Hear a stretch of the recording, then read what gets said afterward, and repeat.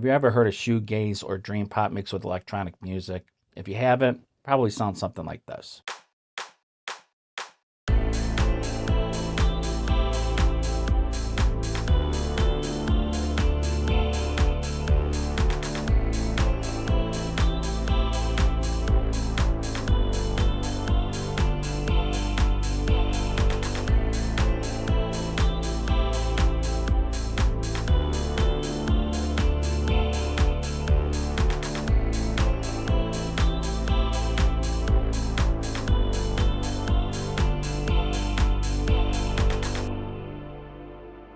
If you don't know me, my name is Michael B. I'm a formerly trained recording engineer with over 15 years experience in music production.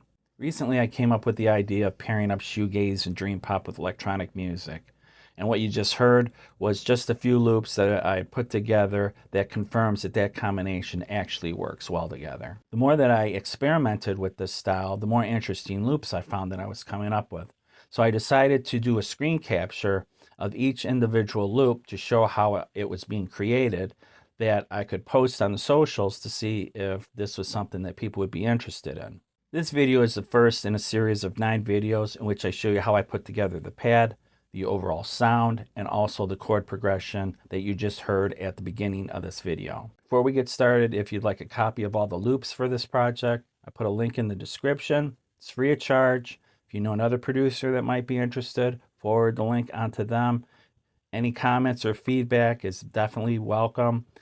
Now, let's take a look at how I created the pad, how I put the chord progression together, and also the overall sound design for this project. Let's get started. Before I start a new project, I usually like to think of what mood do I want this project to be in, because I think if you sit down and you start playing around with some ideas and you discover some interesting things, if you do that on song after song after song after song, I get the feeling that your songs start to sound a little too much alike, and I could see the listener, after listening to a handful of your songs, might get kind of bored because it's kind of the same thing over and over again. So what I like to do is I like to look at, well, what sort of a mood do I want this song or this project to be in? I've seen where there's all kinds of like 6, 7, 9 different moods that are out there. I would rather just pick from 3 very broad ideas and try to set that project or that song into that mood. That gives enough variation, and those 3 moods are pretty simple. There's like the uplifting, the happy sort of mood. There would be the sad or the melancholy, which would be the opposite of the uplifting. And then the middle one would be sort of a neutral, and that's the one that I like to call the groove, right? It's a house song that you just kind of groove to. It's neither happy or uplifting, but it's also not sad. It's just something that you're just kind of grooving to, right? So when I think about that, there's 3 different patterns that I use all of the time. One pattern is for each mood, right? So an uplifting pattern would have ascending chords, right? So the ascending chords would be all of the chords or most of the chords, and then I may drop back down on the last chord that'll set me back up to go to the first chord, which is the way that each section is, each loop is, what have you.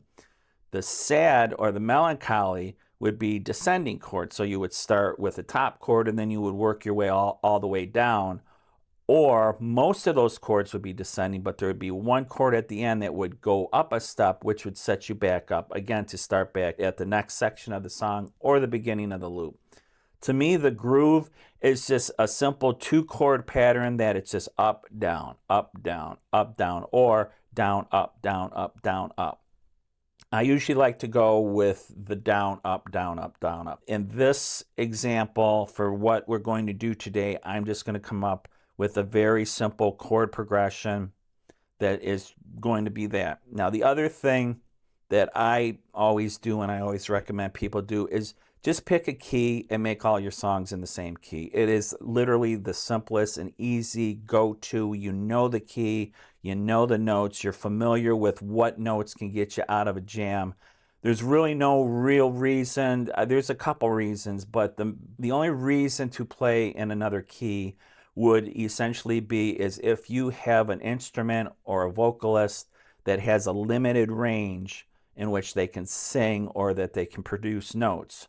And if there's a particular note that needs to be in your song that singer or that instrument cannot play, then what you need to do is you need to change the key, which essentially changes every single pitch within that song to be able to accommodate that vocalist. So if there's a pitch that they can't hit, if you lower the key down, you're lowering all the notes that are within that song, which includes the note that your singer or the instrument cannot hit. So it essentially moves all the notes down, which enables the singer or that instrument to be able to hit that particular note, because now it's a different pitch. Because the big thing with music is it's the relation of the notes to each other. It's not what key it's in. A key is just a way for you to transpose everything down. So if there is a note that the instrument or the person can't hit while they're singing,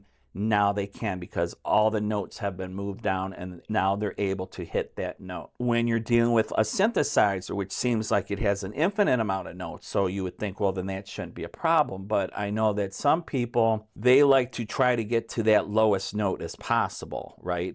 And once you start going to really deep notes, they start to become inaudible, and they also they don't sound as tight as a higher note, right?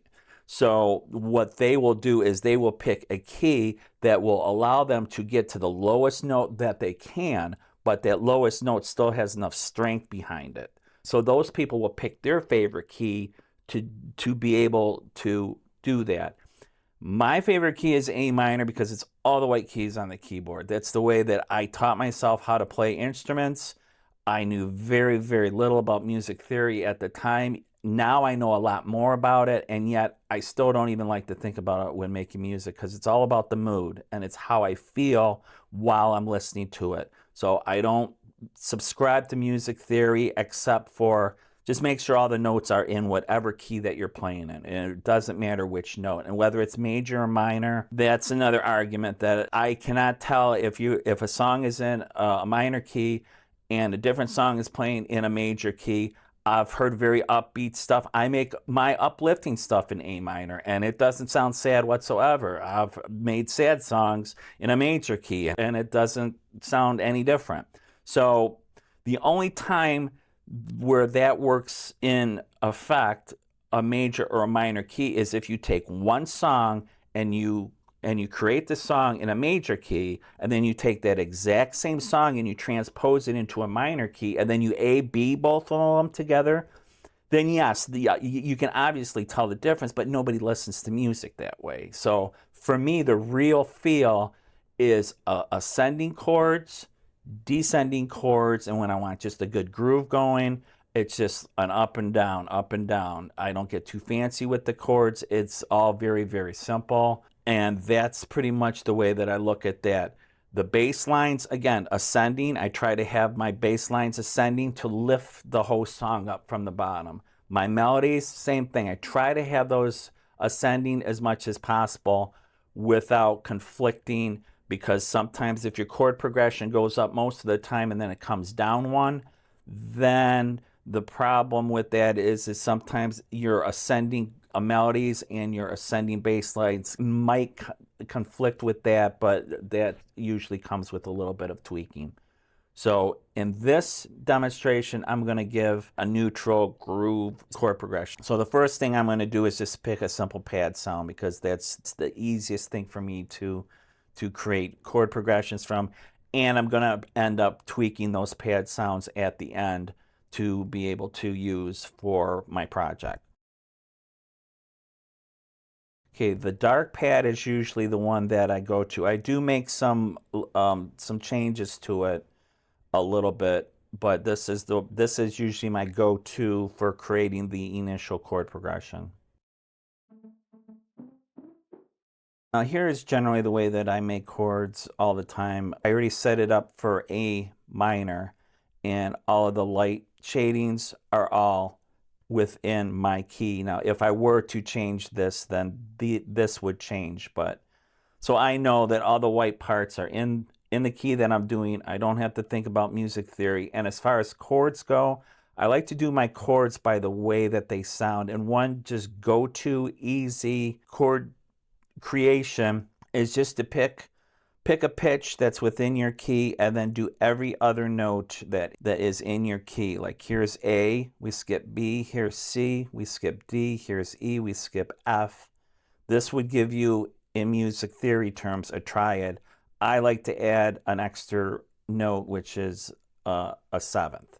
This is the seventh note within this key, but that's irrelevant. The thing really to think about is if you want a go-to chord without having to try to figure out which chords to use, just stick with something as simple as this. This is what I do all the time, and you can make so many combinations by just using this simple thought. So I'm going to put the rest of this chord progression together. We've got 8 bars here. Each chord is going to take up 2 bars. I just duplicated the same chord over and over and over again. Now to get that up and down motion, very simple, without even thinking about it, I'm going to do this. Next, I'm going to check to make sure that each one of my notes are within my key. We can see that this one is not, and we can see that this one is not. So I am going to pull this one down. If I pull this down, then we still have a note that is within the same key here that's blank, that we're not using, and a note here. So this, we'll do the same for here. Now all of the notes are in, and we still, if we can manage it, we have one of the notes are not being used in between each of the notes that we are using.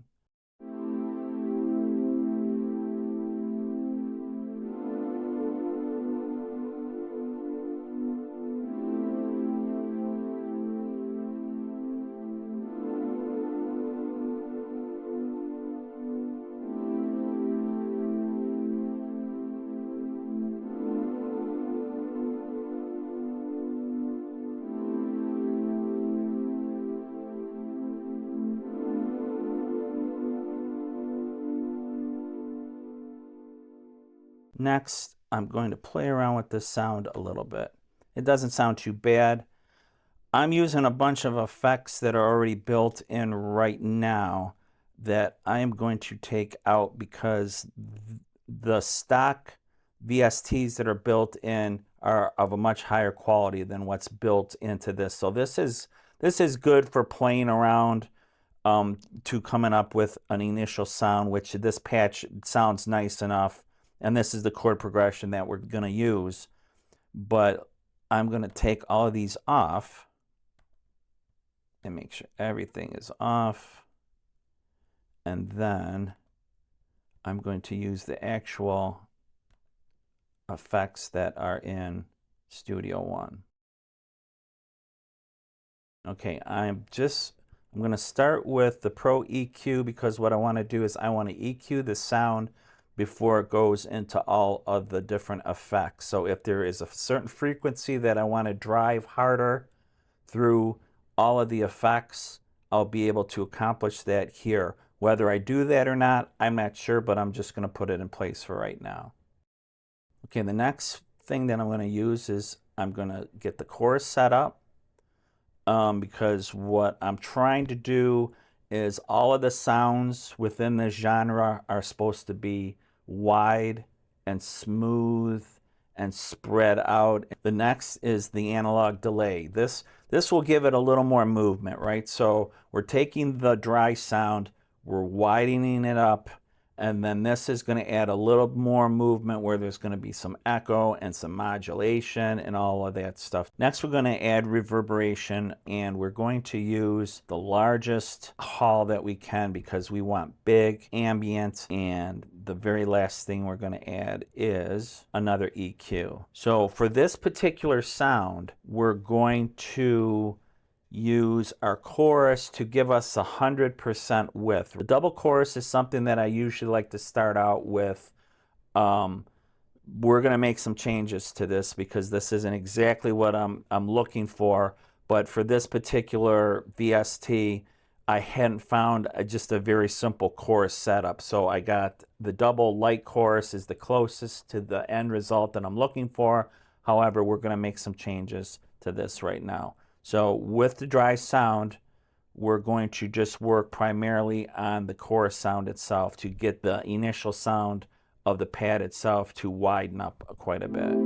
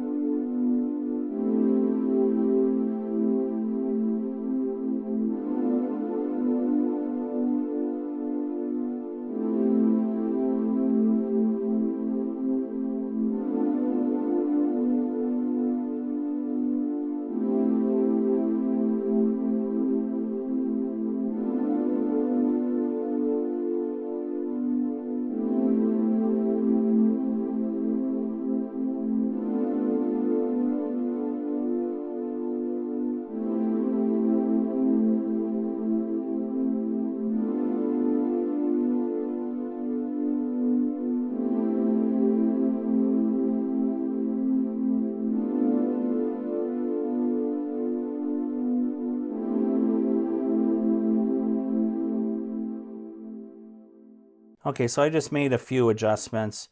I wanted the full spread, which that's going to give us the 100%. The depth was way too much, so I backed that off. A little bit of the decay. The pad sound itself has enough movement really within itself. What I was just trying to do is to spread it out more across the stereo width. So I was just trying to create more width with the sound itself and not trying to add more movement on top of the movement that the pad already had. So the next one will be our analog delay, which this gives a nice analog flavor to the whole thing, which is why I really like to use this delay on this.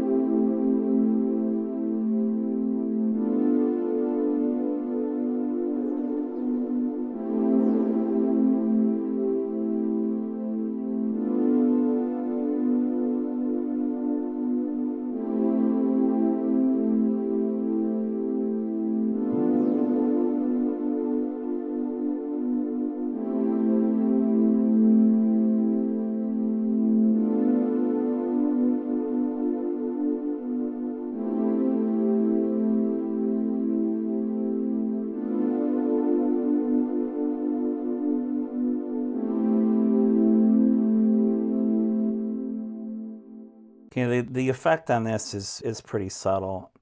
You might not even be able to hear it that much, but one thing that it did do is it created quite a bit of resonance at one particular frequency, which is why we wanted to drop this in place, because what I want to try to do is emphasize more of the frequencies that we want to hear before the chain as opposed to after the chain. So let's play it again and let's see if we can adjust the tone that we want first before going into the chorus.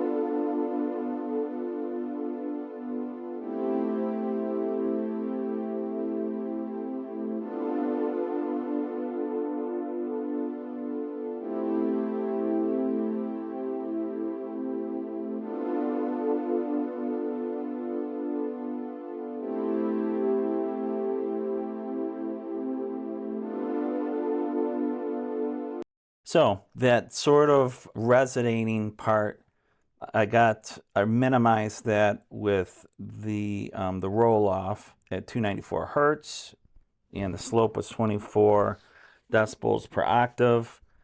Then I lifted the top end up because I wanted it to give it more of that airy feeling. Now we haven't even got through the reverb yet, but I suspect once we get into the reverb, the high end might come down a little bit. And then I did a roll off at the top because there was a bit of noise. There's a slight bit of pumping, but that's fine. I think that even sometimes a little bit of pumping of noise gives it more of an airy sort of feel.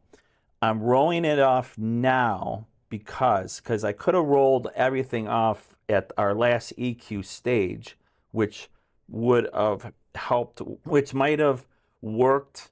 But what I'm trying to do is if I start rolling that off, then I'm also rolling off the high end of the reverb. So to try to get as much top end off of the reverb, I wanted to roll it off right now. So a cleaner signal is going through each one of these processors. And then once we get to the Pro EQ2, which is the last on our chain, we shouldn't really need to do anything more than some fine tuning.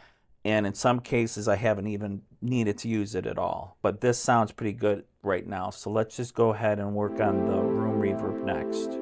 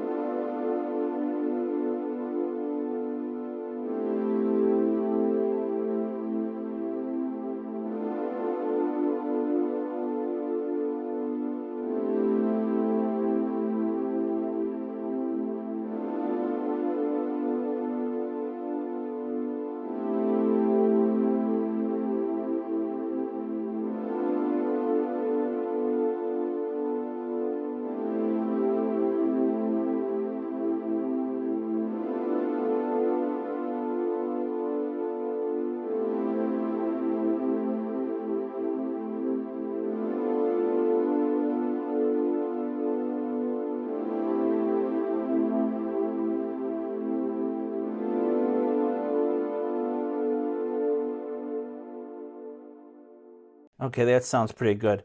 Went with the largest room that they had.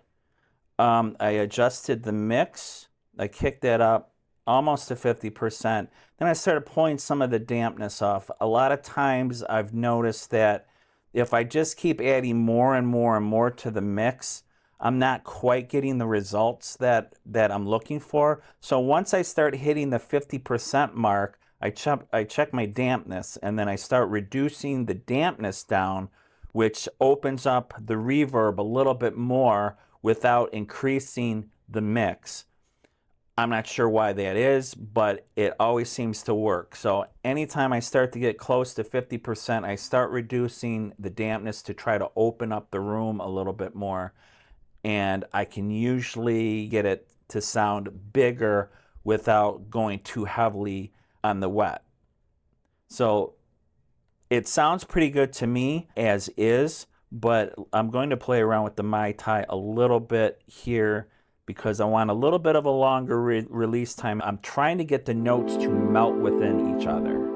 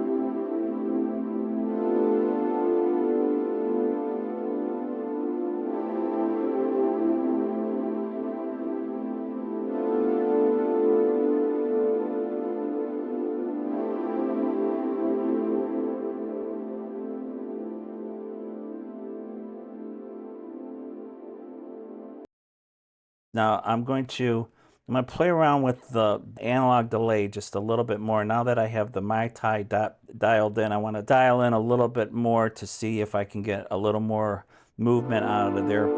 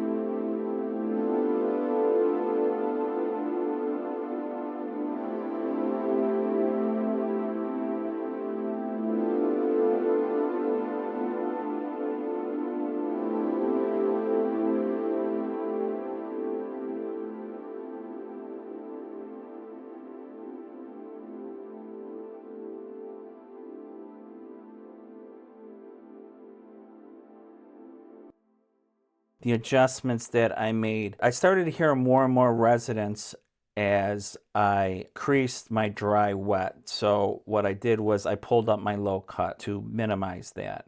I did that. I went up to quarter note to have a little more sort of syncopation, I guess you might call it. I added a little more feedback, and I think that was it. I think I lowered it a little bit as far as the width goes.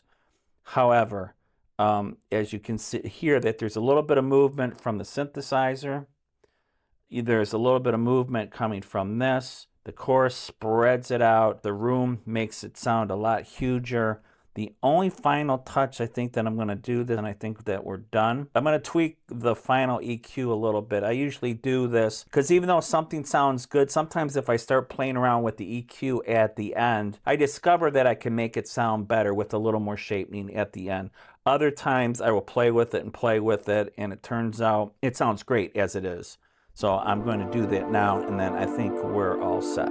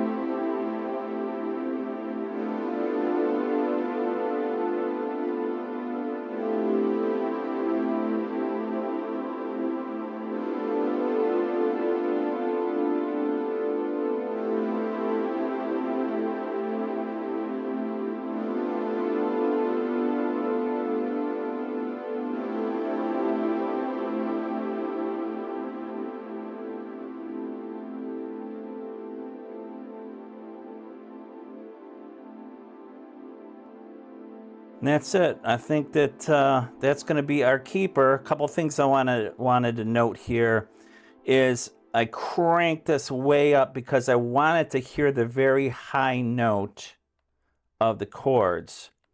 And with everything sort of smudged together, these were the highest notes that I wanted to ring out a little bit more. Ring might not be the best word for it, but I wanted those to stick out a little bit more because I could faintly hear it when I was playing around with my effects.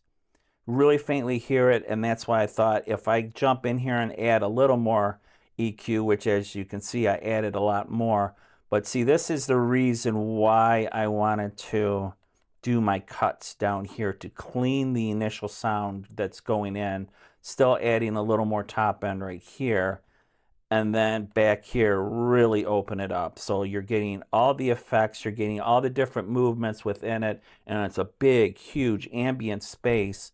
And I didn't even need to use the widener for this. Once we get into the guitar stuff, that's when things even open up even wider. And there you have it. That's how I came up with my chord progression, my pad sound, and the overall sound design of this project. Next video of this series, I'll be going over my Moog Taurus bass pedal sounds, the bass pedal lines, so don't miss it. We'll see you next time.